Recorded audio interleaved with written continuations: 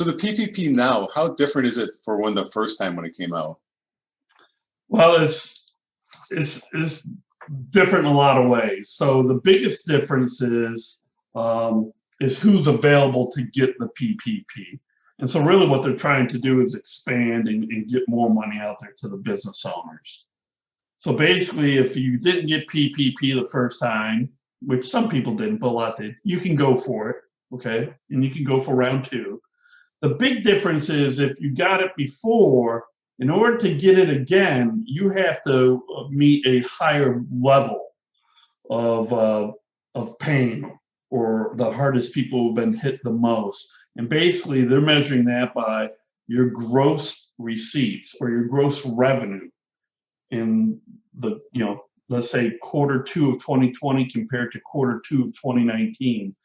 If your gross sales drop more than 25% in either Q1, Q2, or Q3 of 2020 compared to 2019, then you can then apply for PPP round two. But some people, their businesses weren't that hurt. If you're only down 20%, you're out of luck. You're not able to get another round of PPP.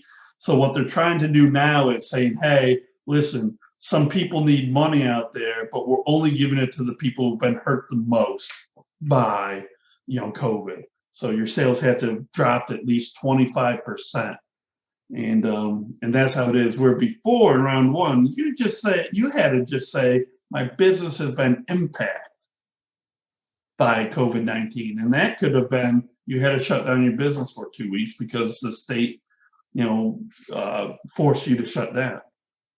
So even something like that, and you might not have been hurt really, but you're just forced to close for 1 day, 2 days, 2 weeks, you could get it. This time you got to show a greater pain, which is that 25% reduction in gross receipts compared to 2019.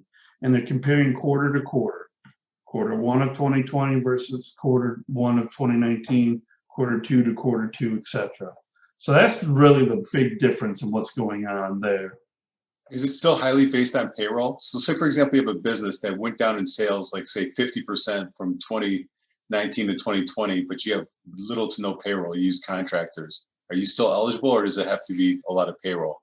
No, you're still eligible. It's based on payroll. Okay, so it's still based on that factor there. The big difference now is before the way the calculation worked is they would take 2.5 times your monthly payroll, and that's what you could receive. You can still get that, but there's certain sectors, certain industries that actually can get 3.5 times their monthly payroll, specifically restaurants. Okay, so here now the government is actually pointing out and trying to put more money into those severely hurt, which restaurants have been hurt, or at least in the public eye have been hurt the most. They're really out there. So that's one of the big differences. But you can also use the money. Before, the money had to be used for payroll, rent, and utilities. They've now opened that up as well. So now if you get money, you can use it obviously for those three, but you're also allowed to use it to pay operating expenses.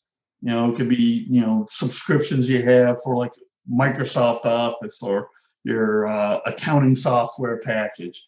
You can use it for things like that, where people before were complaining like, hey, my sales are down, my payroll's down, I can't pay employees because I don't have them, but I have all these other expenses.